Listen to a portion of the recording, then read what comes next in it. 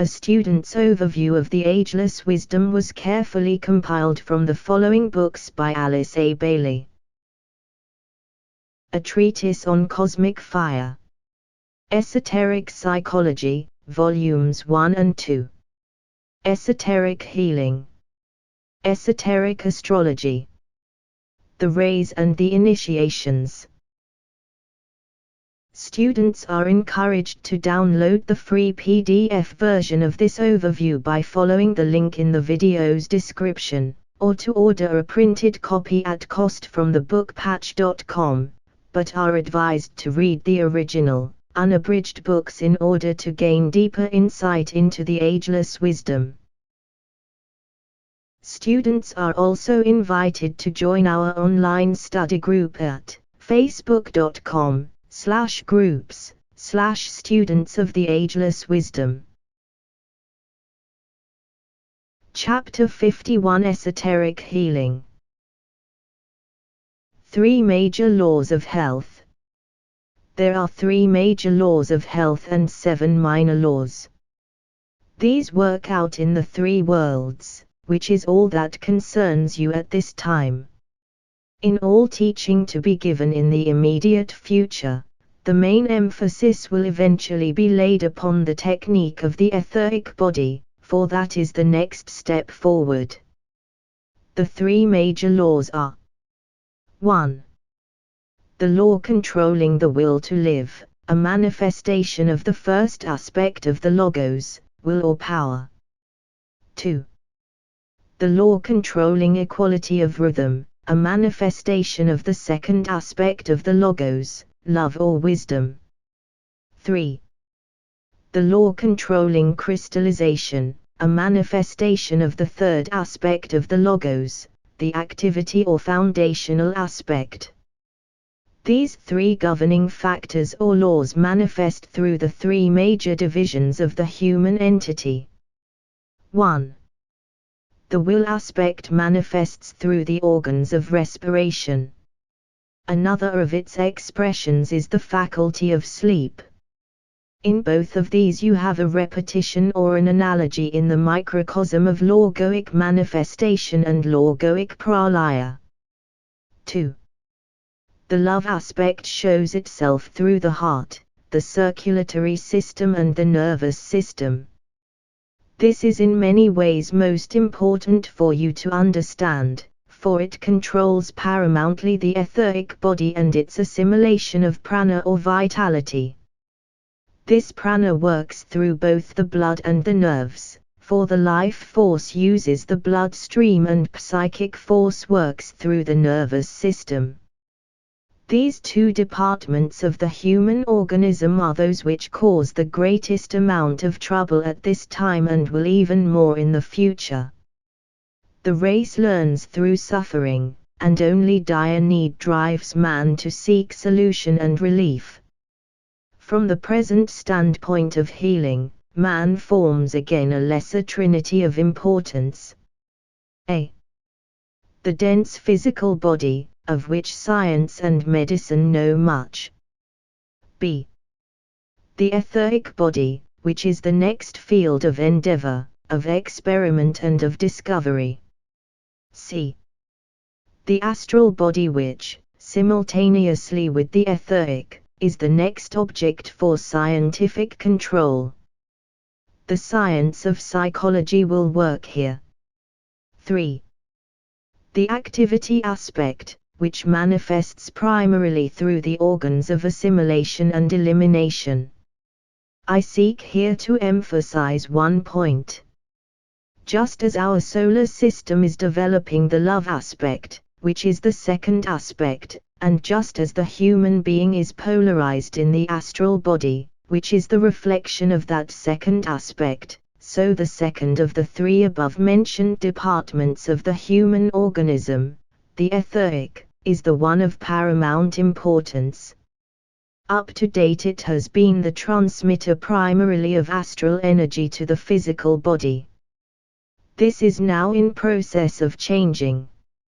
You see, therefore, how medical science must eventually seek solution in a simplification of methods and a return from a complexity of drugs and operations to an understanding of the right use of the energies which pour through from the inner man, via the etheric body, to the physical.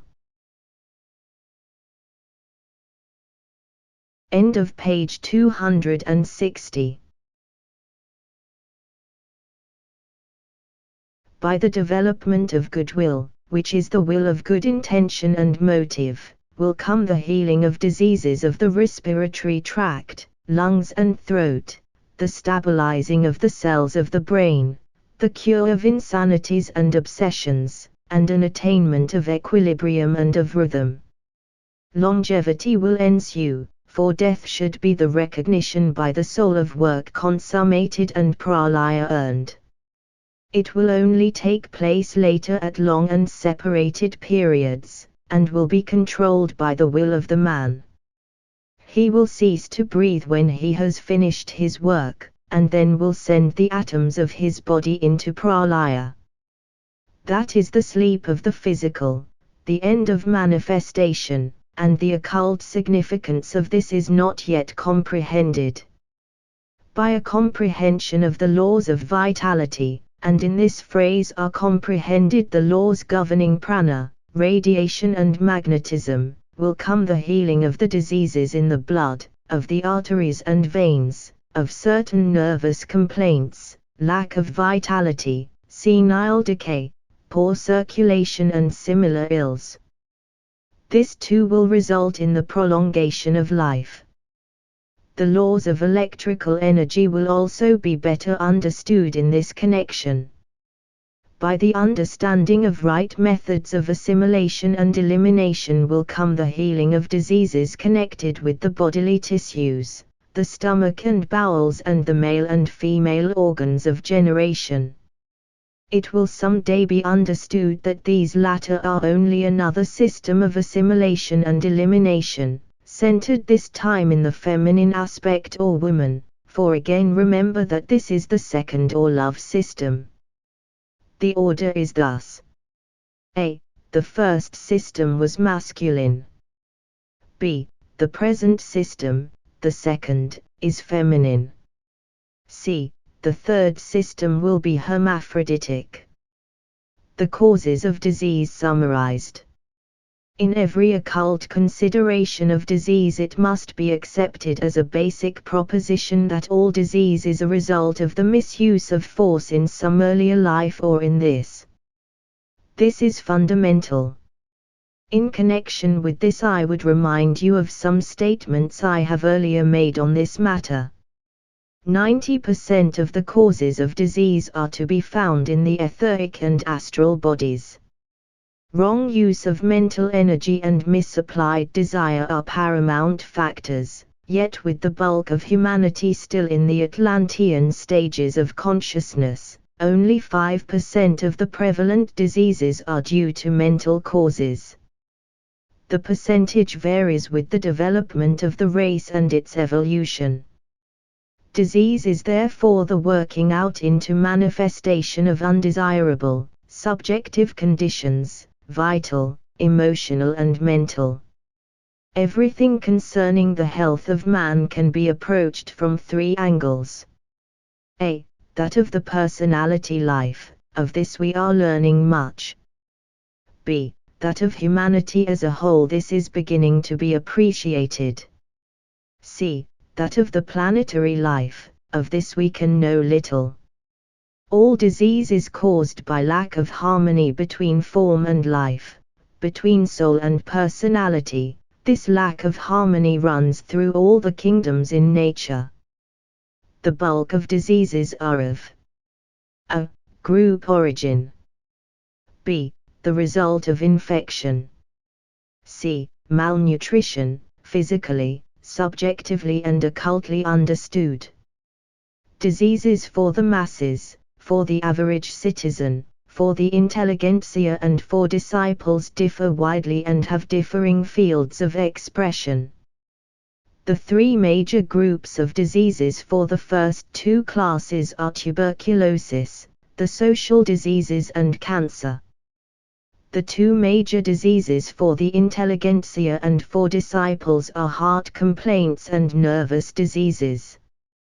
Disease is a fact in nature.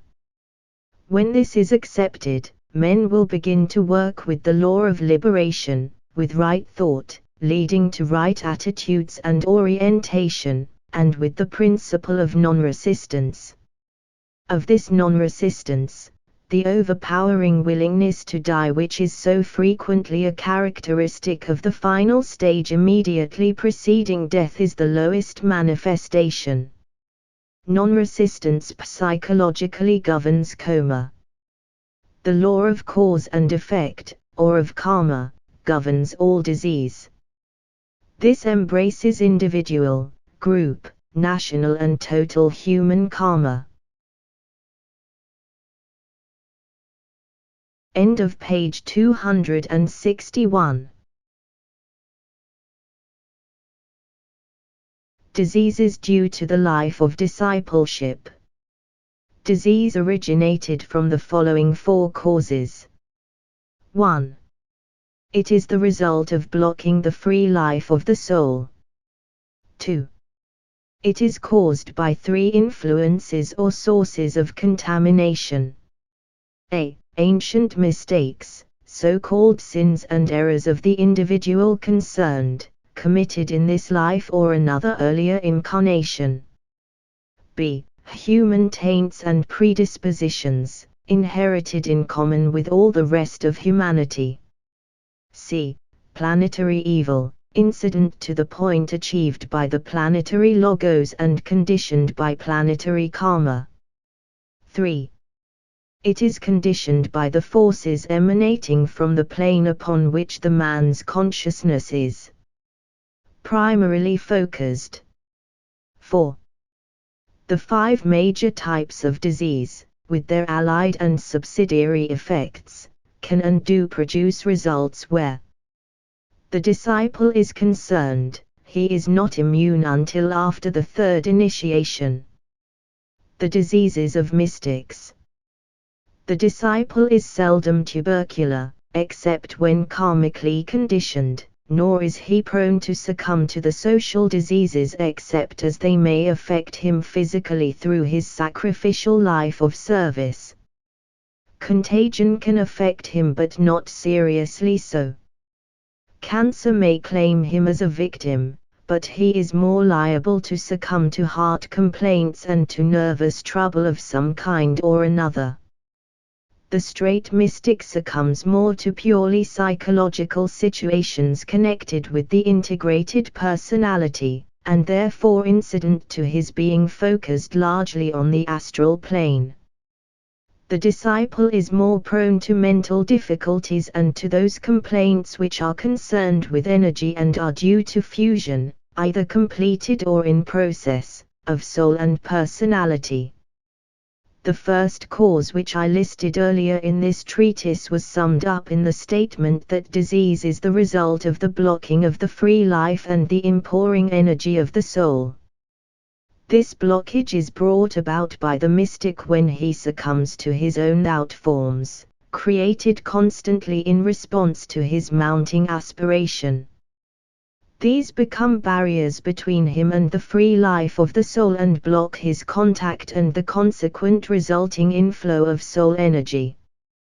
The disciple reverses the entire situation and falls a victim, prior to the third initiation, to the terrific inflow of soul energy, the energy of the second aspect, coming to him from a. his own soul, with which center of energy fusion is rapidly taking place.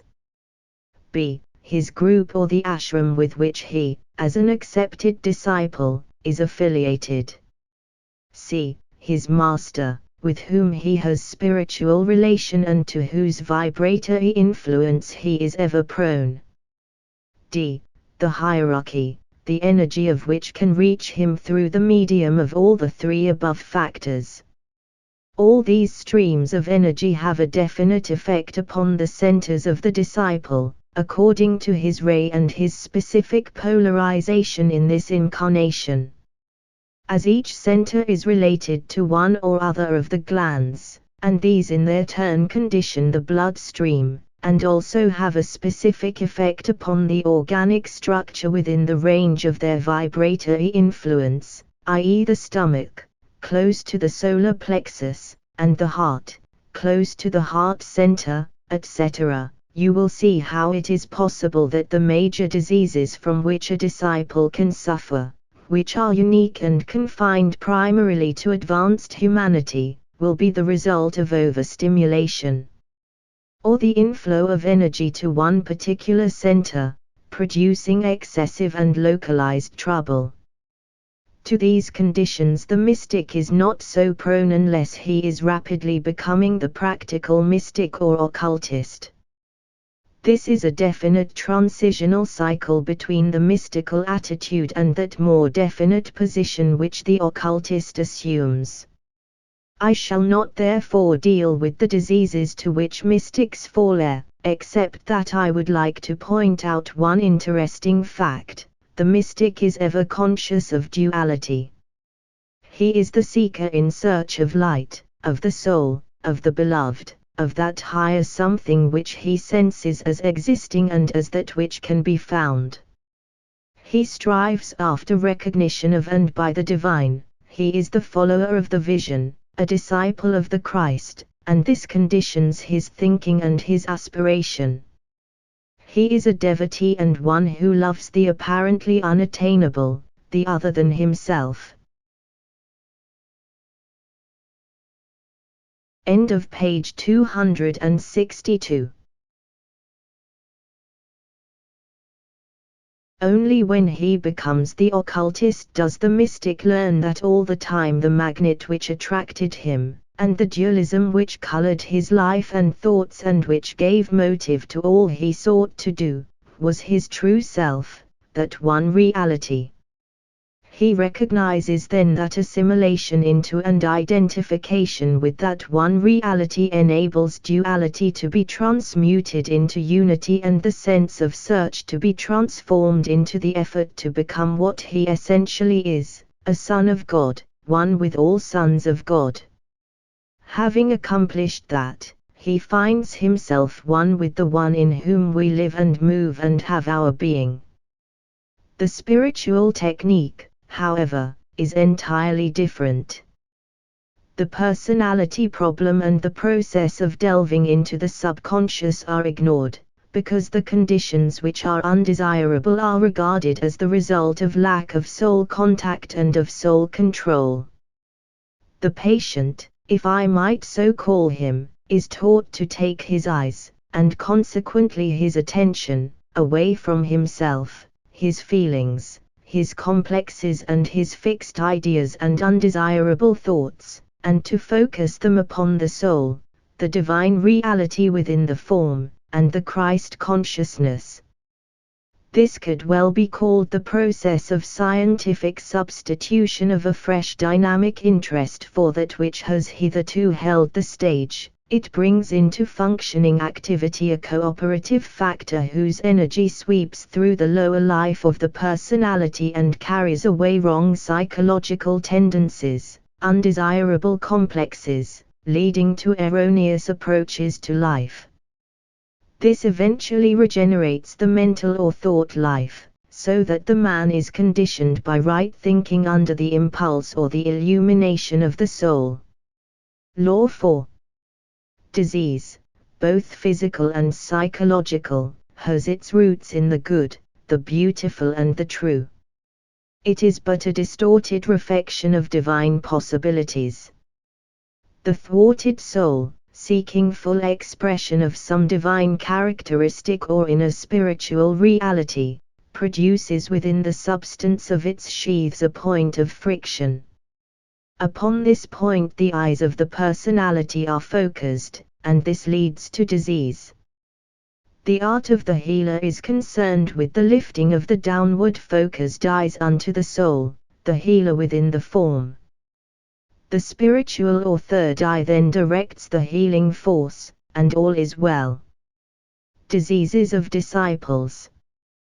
We will divide what we have to say and the diseases of disciples into two parts: the specific problems of all disciples, and the difficulties incident to soul contact. We need here to remember that all disciples are susceptible to the major categories of disease. They are attempting to be one with all humanity, and this includes, therefore, all the ills to which flesh is heir. They may not, however, succumb to the frailties of the ordinary man, and should remember that diseases of the heart and of the nerves constitute their major problem. In this connection, it might be pointed out that the disciples are found in two major groups: those who live above the diaphragm and who are, therefore, prone to heart diseases, to thyroid and throat troubles, and those who are in process of transferring the energies of the centers below the diaphragm into the centers above the diaphragm. Most of these at this time are transferring solar plexus energies into the heart, and the world agony is profoundly hastening the process. Stomachic, liver and respiratory troubles accompany this transference. We could divide these problems into four categories. 1. Those which are connected with the blood or with the life aspect, for the blood is the life. These have specific effect upon the heart, but usually of a functional nature only. Organic disease of the heart arises in more deeply seated causes. 2. Those which are a direct effect of energy, playing upon and through the nervous system, via the directing brain. 3. Those which are related to the respiratory system and have an occult source. 4.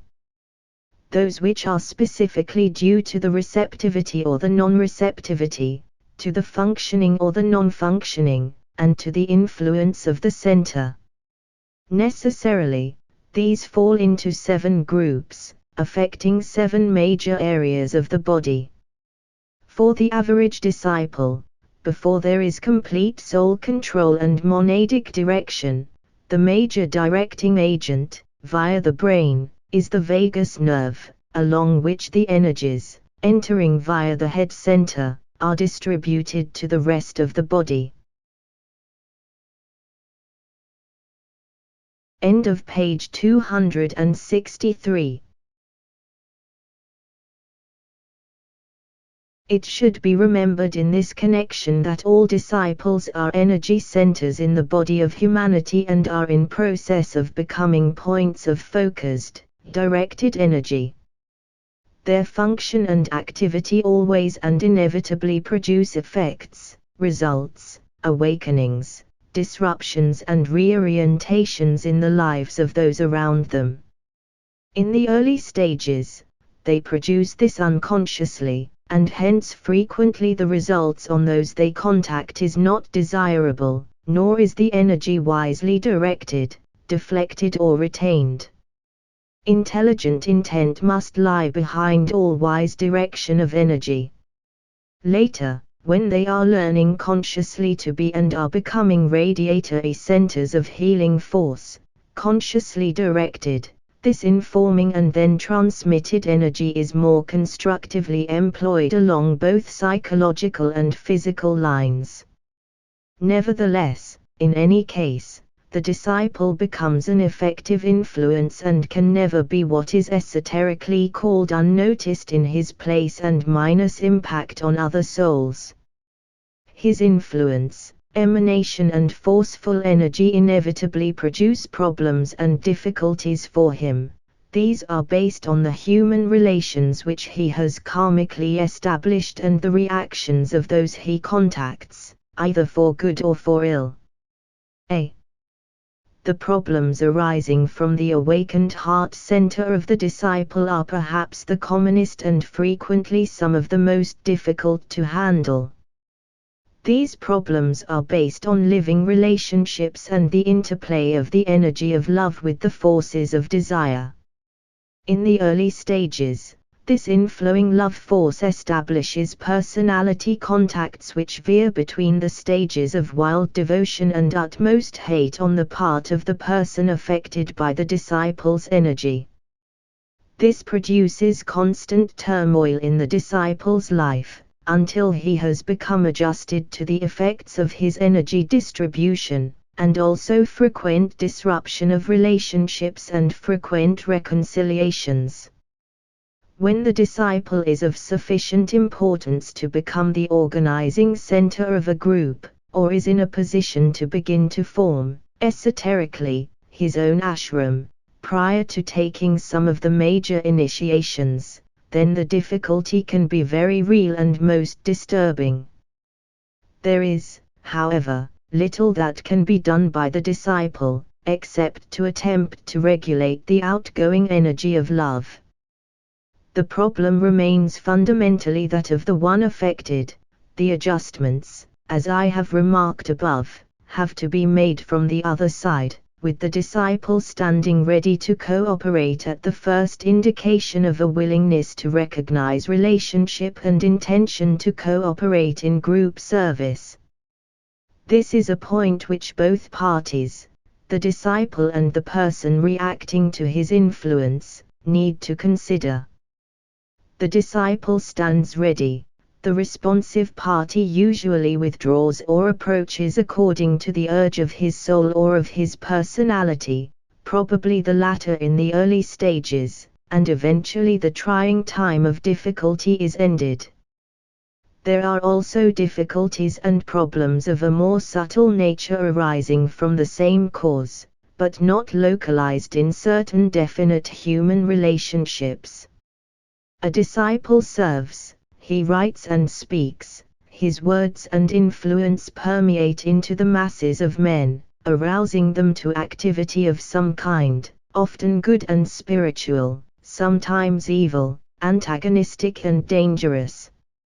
He has therefore to deal not only with his own reactions to the work he is doing, but also, in a general and specific sense, to deal with the masses whom he is beginning to affect. This is not an easy thing to do, particularly for an inexperienced worker with the plan. He fluctuates between the mental plane, where he normally attempts to function, and the astral plane, where the masses of men are focused, and this brings him into the realm of glamour and consequent danger. He goes out in consciousness towards those he seeks to help, but it is sometimes as a soul, and then he frequently overstimulates his hearers, and sometimes as a personality, and then he feeds and enhances their personality reactions. As time goes on, he learns, through the difficulties brought about by the necessary heart approach, to stand firm at the center, sending forth the note, giving his message, distributing directed love energy, and influencing those around him, but he remains impersonal, a directing agency only and an understanding soul. This impersonality, which can be defined as a withdrawing of personality energy, produces its own problems. As all disciples well know, there is nothing, however, that they can do about it but wait for time to lead the other person forward into clear understanding of the significance and esoteric meaning of right human relations. The problem of workers with individuals and with groups is basically connected with the energy of the heart and with the vivifying force of its embodied life. Difficulties of rhythm are apt to occur, and problems connected with the cyclic life of the disciple. The heart and the blood are esoterically related, and symbolically define the pulsating life of the soul which demonstrates upon the physical plane in the outgoing and the withdrawing dual life of discipleship, each phase of which presents its own problems. Once a disciple has mastered the rhythm of his outer and inner life, and has organized his reactions so that he extracts the utmost meaning from them but is not conditioned by them, he then enters upon the relatively simple life of the initiate. End of page 264. B. Diseases of the nervous system, due to the flow of energy to all parts of the body, directed by either the personality, some aspect of the personal lower self, or by the soul, via the brain, are many and become acute as the disciple nears initiation or becomes an initiate. Apart from the physiological ills which this produces, there are many other conditions brought about by this inflow of force. The disciple becomes, for instance, overstimulated, and therefore overactive. He becomes unbalanced, and when I say this I do not refer to mental imbalance, though that can happen, but to overdevelopment and overexpression in some part of his nature. He can become extravagantly overorganized through the medium of some overactive center, or underorganized and inactive. He is therefore subject to the imbalance of the glandular system, with all its attendant difficulties. His overstimulation or his undevelopment, where the centers are concerned, normally affects the glands, and they in their turn produce character difficulties which necessarily, in their turn, produce environmental problems as well as personality handicaps. It is then a vicious circle, and is all due to wrong direction of force and the inflow of force from one or other of the personality vehicles to its related center, i.e., the astral force and its relation to the solar plexus, and then the appearance of the problems of health, of character and of influence. Overradiatory activity, through the medium of some center, attracts attention and the disciple becomes the victim of his own achievement. I shall deal with these at greater length when I take up the diseases which develop from the four categories. These difficulties are of a most general kind but do affect primarily second and sixth ray disciples. The one because the second ray is the building ray, and is therefore concerned predominantly with outer manifestation and with the utilization of all the centers, and the other because it is primarily the ray of tension, a tension which can work out in the form of the most evil fanaticism or the most altruistic devotion. All the rays present the same problems, needless to say, but the second ray deals largely with the soul's activity through all the centers, those above and those below the diaphragm, but with the heart as the prime center of attention. The sixth ray has a close relation to the solar plexus center as the clearing house and the place of reorientation of the life force in the personality. Bear this constantly in mind. C. The problems connected with the respiratory or breathing system are all related to the heart, and therefore concerned with the establishing of right rhythm and right contact with the environment. The drawing in of the life breath, the sharing of the air with all other human beings, denotes both an individual center of life and participation also in the general life of all. To these problems of individual or separative existence and of its opposite, the sacred word, the Om, is intimately related. It might be said in the words of an occult manual on healing, given to advanced disciples, that he who lives under the sound of the Aum knows himself. He who lives sounding the Om knows his brother. He who knows the sound knows all. The breath of life becomes the cause of death to the one who lives within a shell. He exists but he is not, the breath then leaves and spirals to the whole. He who breathes forth the Om knows not himself alone. He knows the breath is prana, life, the fluid of connection. The ills of life are his because they are the lot of man, not generated in a shell, because the shell is not. He who is the sound and sounding forth knows not disease, knows not the hand of death. In these few words the whole problem of the third group of problems and diseases is summed up. They are concerned with the circulation of soul energy, which is the energy of love, and they are not concerned with the circulation of the life essence.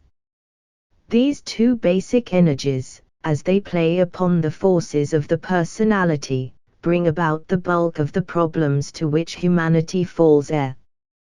These are lack of love, lack of life, failure to sound forth correctly the note of the soul and of the ray, and failure to transmit.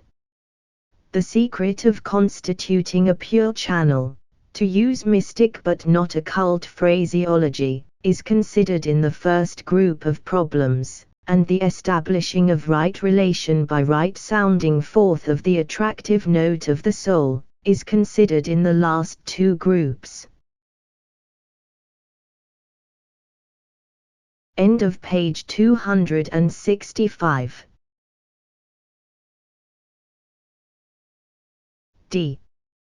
The problems incident to the activity or inactivity of the centers are perhaps the most important from the standpoint of disease, because the centers govern the glandular system and the glands have a direct relation to the bloodstream and they condition also the major and most important areas in the human body. They have both a physiological and a psychological effect upon the personality and its interior and exterior contacts and relations. The reaction is primarily physical but the effects are largely psychological, and it is therefore this fourth group upon which I shall principally enlarge, dealing with the diseases of disciples and giving some definite instructions upon the centers. This will indicate more clearly than elsewhere the causes of the many human ills and physical difficulties. End of chapter 51.